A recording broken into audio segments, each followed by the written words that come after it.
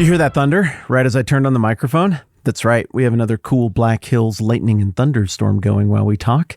And those make me really happy because, as we have discussed earlier, I like storms. And there it is right there. Here comes the rain. Right on cue. What a lovely time. Great to see you. I know I don't actually see you, but wonderful to be here together. Thanks for hanging out with me. We're working on Galatians chapter 6 here.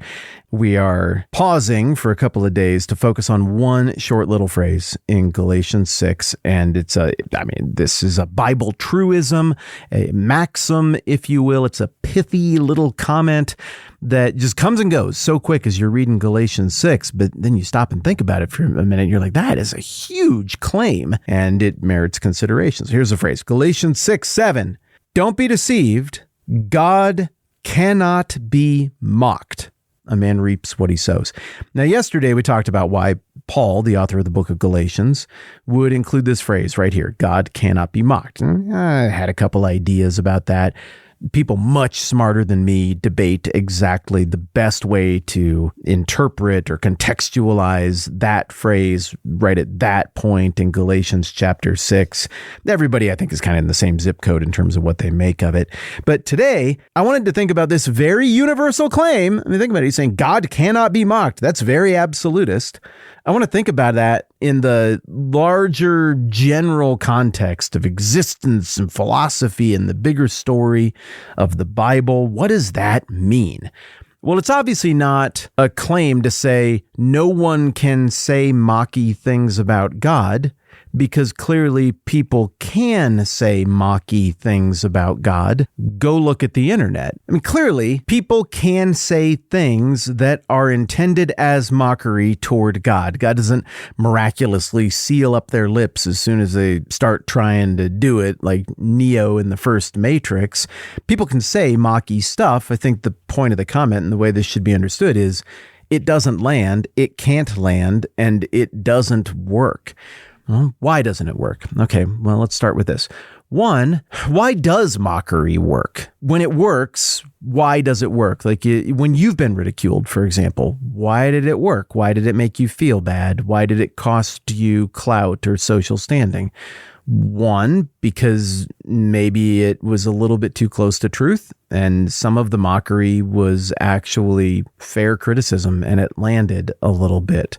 Another reason would be that it sort of adjusted the record. It created a new narrative that sort of became true. But the thing about trying to mock God, by contrast, is if you mock God and besmirch his character or try to with words, you're still wrong. Even if a lot of people believe it and participate in the mockery, it still doesn't land because he's immutable, unchanging, and right about everything. And people saying otherwise doesn't change the nature of God. And even a lot of people saying otherwise doesn't change the nature of God. Also, one of the biggest reasons that mockery has landed with me in the past when I've felt mocked or criticized is because of insecurity. Because we all have this little voice in our head that says, you actually are a screw up, or there actually are glaringly wrong things with you, or if people could only see all the way deep down into your soul, they would see the things that you see. And mockery, it kind of fits lock and key with insecurity, and so it sticks to you, and it can be hard to scrape that stuff off, and it can take an order of magnitude more encouragement than the amount of mockery to defeat the effects of that mockery when it lands. God is not insecure. Not at all. In fact, we've got all these examples in the Bible of people coming at God, like even people who like God. There are entire books of the Bible where people are going at God and they're like, what is this? I think you should do these other things. What about your character? And we see people negotiating with God and be like, well, how can you do that? This will turn out this way.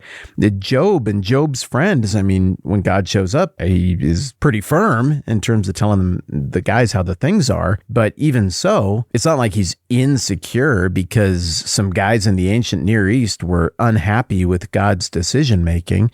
And if anything, he demonstrates tremendous security by being like, cool, let's go on a tour of creation in the cosmos and I will show you how the things are and then you will get it. Also, you might want to put on your little man pants there and buckle up the buckle real good because what you're about to see, this is kind of big league stuff. God is not threatened is the point by anything. And so where God does not have insecurity, it makes him impervious to mockery in the ways that we are pervious to mockery? Dang, I've never thought about that word. What's the opposite of impervious? Well, obviously it's like vulnerable to, but can you drop the M? Pervious. Sounds like pervy. I don't know. I don't like it. I don't know if I'm probably not going to use that one again. Yeah, I am going to use it one more time. We are pervious to mockery. God is impervious to mockery because we have insecurity and God does not have insecurity.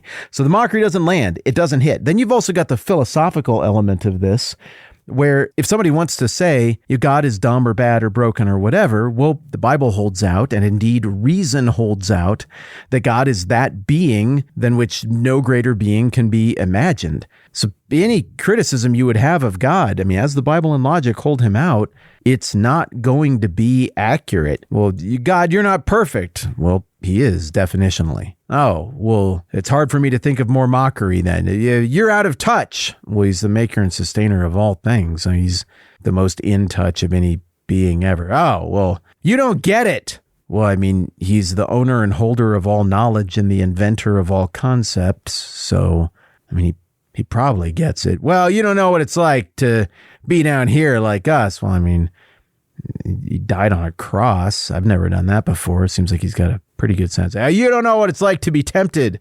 Well, I mean, he was tempted in every way and didn't succumb. The point is, any mockery that you can come up with to lob at God, reason and the narrative of the Bible shoots down and thwarts. Then you have actual events in the Bible, right, where people try to mock God or mock his followers or whatever. I mean, obvious ones that come to mind. Goliath, I guess, in 1 Samuel. I mean, he's mostly mocking Israel, but the Israelites certainly read that as he's mocking, God's people, God's chosen people. You know how the David and Goliath story works out. I mean, Goliath does the typical elementary school bully routine. He's big, he's brash, he's loud, he's a jerk. Everybody's sitting around having a good laugh about it. And then one tiny rock from a little kid, guided supernaturally by the sovereign hand of God, does him in. And that's that. Well, that's where that mocking got you. So we see examples of overt mockery toward God in the Bible, and then you see the God cannot be mocked maxim kick in. It's like, well, good try. That didn't land. And if anything, the mockery boomeranged on you. But then we also see places where God isn't even named, but the behavior of the characters is an affront to God, is a mockery of God, is a mockery of God's power, is an affront to God's people. And I'm thinking obviously of Esther. And in that situation, again, the boomerang happens. Haman and Xerxes imagine themselves to be something, particularly Haman. And then God, through the most subtle of circumstances, sees by his providence, without ever even being named, sees Haman swing on his own gallows that were intended for God's people. I guess you could even think about Ananias and Sapphira in the book of Acts in the early going there, when the ground rules were still kind of being established for how the church is going to work and what's going on. They tried to cheat and make a mockery of God and the Holy Spirit and the church, and they died. So there's that one as well. This theme, this motif runs through the Bible solidly.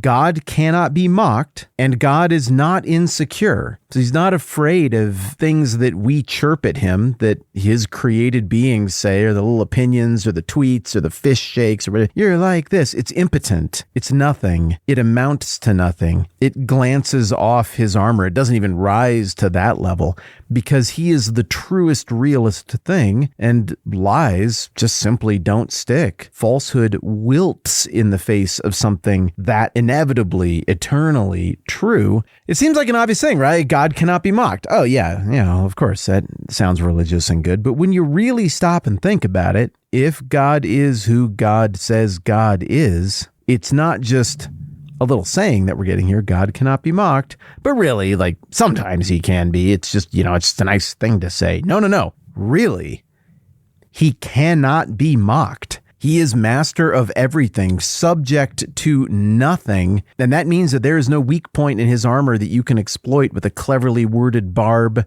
or with disdain or a scoff or a turn your head, spit kind of thing. It doesn't land. It doesn't matter. All of his judgments are correct. All of his knowledge is correct. He never learned anything. He isn't in process. He's the immutable, flawless, eternal God, maker and sustainer of all things. He is existence. He is I am. Everything we know as existence is within his purview. There's just not a lot of material there. Not a lot to really get after.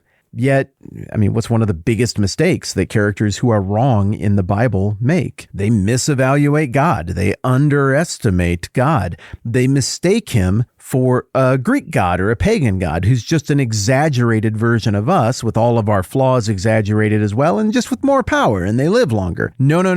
This isn't one of those. This isn't a superhero. This isn't us but more. This is God, the almighty I am, and he can't be mocked. Not by our actions, not by our words, not by fluky circumstances. And just on a personal note, when I look at the insanity of history and the world and the uncertainty about the future, and maybe even little things in my life that maybe don't rise to the highest level of consequence ever, but to me, they're a big deal. When I look at all of those variables, when I look at all those things that seem so out of control, and then you come across a phrase like God cannot be mocked, yeah, it's just a pretty cool, quick, pithy, backdoor way to be reminded the field is tended.